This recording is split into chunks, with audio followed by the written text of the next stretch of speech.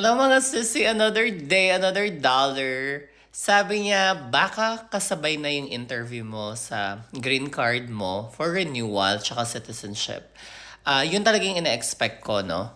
Kasi when I do my research, most likely are not. Kapag ka nag-submit ka ng removal ng conditional mo for green card and then once you're eligible to apply for citizenship, magkasabay na siya. Either magkasabay siya that day, hopefully kapag ka na-approve ka, na-remove yung conditional status ng green card mo, then makapagka 10 years ka, and then may nakabinbin na application mo for citizenship, magkasabay na. So, yun talaga yung ina-expect ko, no, na sana, ang target ko talaga is at least early next year. Kasi dito sa Jacksonville, naririnig ko, no? So, sumali ako sa mga group ng US citizenship ng N400 kung gaano katagal. Meron ako nabasa na between 8 to 14 months. It depends. Meron akong kaibigan na nakakilala dito sa Jacksonville. Halos isang buong taon din siya nagantay. From the day na nag-submit siya ng application up until the time na na-interview siya hanggang nag-oath taking.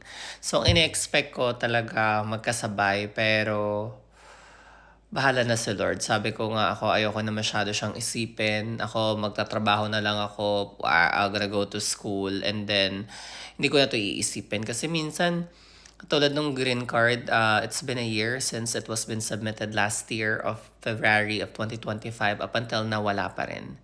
So, hindi na ako nag-expect doon. Kasi meron naman akong extension letter that I could travel abroad or go in and out in the States. Pero, how do you why do you want to carry a letter extension letter, di ba? Hindi naman ano yun. Hindi naman permanent card yun.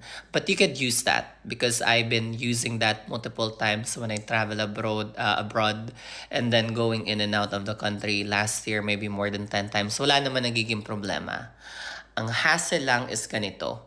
Lagi kang haharangin sa immigration kasi tatanungin ka nila, verify nila yung papel kung talaga ba bang 48 months yung allowed nito. Tapos ang daming proseso, ikakaskas nila yung card mo. Syempre pagtingin nila sa card mo, expired na. Tapos papakita mo yung letter extension mo, tapos tatawagin nila yung supervisor nila, nalalalala, hanggang it takes some time. Siguro mga 10 minutes ka nakatunga nga, nakaganyan. Pero I kind of used to it. Wala na akong magagawa doon. But even once, wala naman naging problema. Medyo matagal lang talaga yung proseso kasi nakatanga ka. And then sabi nila, okay, you're good. Then pagbalik, wala namang tanong.